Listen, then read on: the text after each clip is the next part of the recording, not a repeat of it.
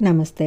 చార్ధామ్ ఆ ధ్వనిలోనే ఒక రకమైన ఆధ్యాత్మిక తరంగాలు, ఒళ్ళు గగురుపడిచే సాహసం, ఆచితూచి వేయాల్సిన అడుగు, అడుగడుగున ఒక రకమైన గగురుపాటుతో కనిపించని ఉత్కంఠ, స్వర్గలోకంలో ప్రకృతి ఇలాగే ఉంటుందేమో అనిపించేంత ప్రకృతి సౌందర్యం, ఒకవైపు మబ్బుల్ని చేత్తో పట్టుకోవచ్చేమో అనిపించే ఉధృతమైన హిమపర్వతాలు, మరోవైపు పాతాళాన్ని తలపించే అగాధమైన లోయలు. ఈ రెండింటి మధ్య సన్నటి ఇరుకుదారిలో కర్రలు పట్టుకుని నడుస్తూ కొందరు గుర్రాల మీద, కొందరు డోలీలో, మరికొందరు బారులు తీరి అతి ప్రయాసంగా ఉన్న అత్యంత భక్తితో సాగిపోతున్న భక్తజనం. ఆ సన్నటి దారుల్లో ఓ పక్కగా చాయ్, రోటీ, సబ్జీ లాంటి ఆహారాన్ని అమ్మే దుకాణాలు, ప్రయాణాల్లో ఆట విడుపుగా అక్కడ కాసేపు సేద తీరుతూ చాయ్ తాగుతూ ఆ కాసేపట్లో ఆ పర్వత ప్రాంతీయులతో ముచ్చటించే యాత్రికులు. ఇంత వైవిధ్యభరితమైన సాగిపోయే సాహసయాత్ర చార్ధామ్ యాత్ర. ప్రతి హిందువు జీవితంలో ఒకసారైనా చేయాలనుకునే యాత్ర. ఆ మాటకొస్తే పర్యాటకానికి ఇష్టపడే పర్యాటక ప్రియులందరూ ఆసక్తి చూపించే యాత్ర చార్ధామ్ యాత్ర.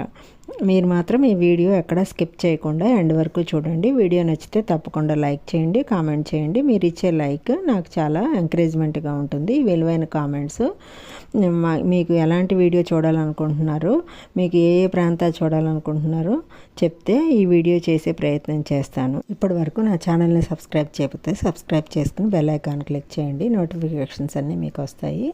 నిజానికి చార్ధామ్ యాత్ర అంటే ప్రసిద్ధ పుణ్యక్షేత్రాలైన బద్రీనాథ్, పూరి, ద్వారకా, రామేశ్వరం ఈ 4 క్షేత్రాలను కలిపి చార్ధామ్గా వ్యవహరిస్తారు. అయితే ప్రస్తుతం గంగోత్రి, యమునోత్రి, బద్రీనాథ్, కేదార్నాథ్ ఈ 4 క్షేత్రాలను చార్ధామ్గా అంటే మినీ చార్ధామ్ యాత్ర అంటారు, లేకపోతే చోటీ చార్ధామ్ యాత్ర అంటారు. హిమాలయ పర్వతాల్లో ఉన్న గంగోత్రి, యమునోత్రి, కేదార్నాథ్, బద్రీనాథ్లను కలిపి చోటీ చార్ధామ్గా పిలుస్తారు. ఆది శంకరాచార్య వారు చార్ధామ్ యాత్రకు శ్రీకారం చుట్టినట్టుగా చెప్తారు. సంవత్సరంలో 6 నెలలు మాత్రమే తెరిచి ఉండే ఈ దేవాలయాలకి, ఈ యాత్రకి ఒక భారతదేశం నుండే కాకుండా ప్రపంచ నలుమూలల నుంచి భక్తులు, పర్యాటకులు వస్తారు. ఏప్రిల్, మే నెలలో నుంచి అక్టోబర్, సెప్టెంబర్ వరకు ఉండే ఈ యాత్ర సాహసంతో కూడింది కాదు, ఖర్చుతో కూడింది కూడా. చార్ధామ్ గురించి మేము తెలుసుకుందాము. ఉత్తరాఖండ్లో ఉన్న హిమాలయాల్లో ఉన్న ఈ చార్ధామ్ యాత్ర చేయాలంటే ముందుగా మనం రిజిస్ట్రేషన్ చేసుకోవాల్సి ఉంటుంది. హరిద్వార్లో తగినంత రుసుము చెల్లించి రిజిస్ట్రేషన్ చేసుకోవాలి. అలాగే ఆన్లైన్లో కూడా చేసుకోవచ్చు అనమాట. www.chardhamyatra.com చేసుకోవచ్చు. అలాగే చాలా ప్రైవేట్ ట్రావెల్స్ కూడా యాత్ర నిర్వహిస్తాయి. వారి ద్వారా కూడా మనం ఈ యాత్రకి వెళ్ళవచ్చు. చార్ధామ్ 4 ఆలయాల గురించి, ముందుగా యమునోత్రి గురించి. చార్ధామ్ యాత్రలో అత్యంత కఠినమైన యాత్ర యమునోత్రి ఆలయానికి చేరుకోవటమే. యమునా నది పుట్టిందే యమునోత్రి. సముద్ర మట్టానికి 3290 మీటర్ల ఎత్తులో ఉంది. నిజానికి యమునమ్మ ఉద్భవించింది ఇండియా చైనా సరిహద్దులో ఉన్న సముద్ర మట్టానికి 4420 మీటర్ల ఎత్తులో ఉన్న చెంప గ్లేషియర్ పుట్టింది. భౌగోళిక శాస్త్రవేత్తలు చెప్తున్నారు. యమునోత్రి నుండి 1 కిలోమీటర్ దూరంలో ఉంటుంది. దీన్ని చేరుకోవటం చాలా కష్టము. యమునోత్రికి జైపూర్ మహారాణి గులారియా 19వ శతాబ్దంలో నిర్మించారు. ఉత్తరాఖండ్ రాష్ట్రంలో గద్వేల్ జిల్లాలో ఉన్నది యమునోత్రి. చేరటానికి హనుమాన్ చెట్టి వరకు వ్యాన్లు, మినీ బస్సులో చేరుకుని అక్కడి నుండి గుర్రం, డోలి, కాలినడకన చేరుకోవాలి. ఆలయంలో మెల్లమెల్లలాడే నల్ల యమునమ్మ పక్కనే స్వచ్ఛమైన తెల్లటి రంగులో గంగమ్మ దర్శనమిస్తారు. ఇక్కడ ప్రధానంగా చెప్పుకోవాల్సింది వేడి నీటి బుగ్గ. అత్యంత శీతలమైన మంచు కొండల మధ్య అత్యంత వేడి నీటి బుగ్గలు ఉండటం ఆశ్చర్యం. అక్కడ వారు బియ్యం, బంగాళదుంపలో మూట కట్టి ఉడకబెడతారు. అక్షయ తృతీయ నాడు తెరవబడిన యమునోత్రి ఆలయం 6 నెలల తర్వాత తిరిగి యమద్వితీయ రోజు మూసేసి ఉత్సవ విగ్రహాలను పర్వతం కింద ఉన్న ఆలయంలో.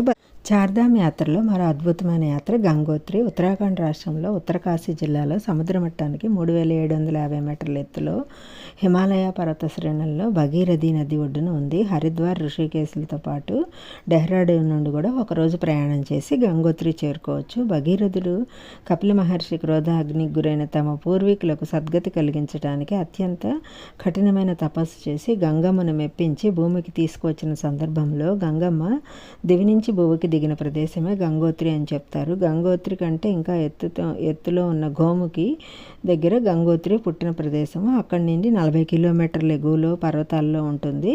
భారత రక్షణ శాఖ అనుమతి అవసరం అనమాట. అక్కడికి చేరుకోవటం చాలా కష్టము. 8వ శతాబ్దము ఆఖరి భాగము 19వ శతాబ్దము ముందు భాగంలో గంగోత్రిని నేపాల్ సైనికాధికారి నిర్మించారు. ఈ ఆలయం దగ్గర 6 నెలల దర్శనము తర్వాత మూసివేస్తారు. గంగోత్రి ఆలయానికి ఎటువంటి గుర్రాలు డోలీలు అవసరం లేదు. డైరెక్ట్గా బస్సు గంగోత్రి ఆలయం దగ్గరికి వెళ్ళిపోతుంది అనమాట. చార్ధామ్ యాత్రలో మరో అద్భుతమైన యాత్ర బద్రీనాథ్ యాత్ర. ఉత్తరాఖండ్ చమోలి జిల్లాలో అలకనంద నదీ తీరంలో 3133 ఎత్తులో సముద్ర మట్టానికి ఎత్తులో ఉంది. రిషికేశ్ దగ్గర నుంచి ఉంటుందన్నమాట. బద్రీనాథ్కి 4 కిలోమీటర్ల దూరంలో భారతదేశ చిట్ట చివరి గ్రామం మానా ఉంటుంది. ఇక్కడే మనం ఎక్కడా ప్రత్యక్షంగా చూడని సరస్వతీ నదిని ప్రత్యక్షంగా చూడవచ్చు. నరనారాయణులు ఆశ్రమ జీవితం గడిపిన ప్రదేశంలో బద్రీనాథ్ ఉన్నాయని పురాణాలు చెప్తున్నాయన్నమాట. శ్రీకృష్ణుని నిర్యాణంతరం పాండవులు తమ జీవితాన్ని చాలింపజేయటానికి బద్రీనాథ్ దగ్గర మొదలుపెట్టి మానాథ్ దగ్గర స్వర్గారోహణ మొదలుపెట్టారని చెప్తారు. ఈ మానా కొండల్లో వ్యాసుడు పురాణాలు రచించినట్టు చెప్తున్నారు. గుహ ఇప్పటికీ కూడా చూడవచ్చు. పురాణ కథనం ప్రకారం అలకనంద నదీ తీరంలో లభించిన సాలగ్రామ శిలాన్ని తప్తకుండ పై నీటిని నిర్మించి, అంటే వేడి నీటి కుండిని నిర్మించి అక్కడ ఒక గుడిని నిర్మించారు. 16వ శతాబ్దంలో బద్రీనాథ్ విగ్రహాన్ని గుడి నిర్మించారని చెప్తారు. 1803లో హిమాలయాల్లో సంభవించిన భూకంపంలో ఆలయం శిథిలం కావడంతో జైపూర్ మహారాజు ఈ ఆలయాన్ని పునర్నిర్మించారు. బద్రీ అంటే రేగుపళ్ళు, నాథ్ అంటే ఆలయం దేవుడు. రేగుపళ్ళు విస్తారంగా లభించడం వలన ఆ పేరు వచ్చిందని చెప్తారు. విష్ణుమూర్తి ఇక్కడ దీర్ఘకాలంగా తపస్సు చేసినప్పుడు లక్ష్మీదేవి విష్ణుమూర్తికి ఎండ పొడ కారణంగా ఎలాంటి అలసట లేకుండా ఉండటం కోసం రేగి చెట్టు రూపం దాల్చి అతనికి నీడనిచ్చిందని పురాణాలు చెప్తున్నాయి. ఆ కారణంగా కూడా అని పేరు వచ్చింది అని చెప్తారు. ఈ గుడి కూడా 6 నెలలు తెరిచి ఉంటుంది. ఇక్కడికి చార్ధామ్ యాత్రలో 4వది కేదార్నాథ్ ఆలయం అన్నమాట. ఇది 12,000 అడుగుల సముద్ర మట్టానికి ఎత్తులో ఉంటుంది. మంచు కొండల మధ్య పాండవులు నిర్మించారని చెప్తారు. భూలోక కైలాసంగా చెప్పుకునే ఈ క్షేత్రం భక్తులు స్వయంగా అభిషేకం చేసుకోవచ్చు. ఆది శంకరాచార్యుల వారు కేదారేశ్వరుని దర్శించుకున్నాక హిమాలయాలకు వెళ్ళి అదృశ్యమయ్యారని చెప్తారు. ఇప్పటికీ చాలామంది ఋషులు వందలాది సంవత్సరాల నుండి ఎవరికీ కనపడకుండా తపస్సు చేసుకుంటారని చెప్తారు.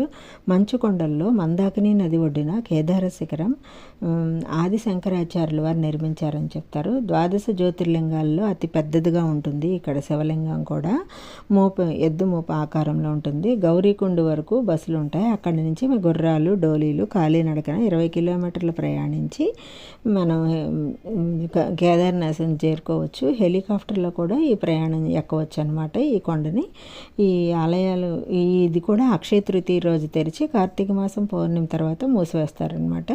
ఇదండి అద్భుతమైన సాహసమైన చార్ధామ్ యాత్ర. ఇటువంటి యాత్ర మీరు చేసి ఉంటే మీ అనుభవాలు కామెంట్లో తెలియచేయండి.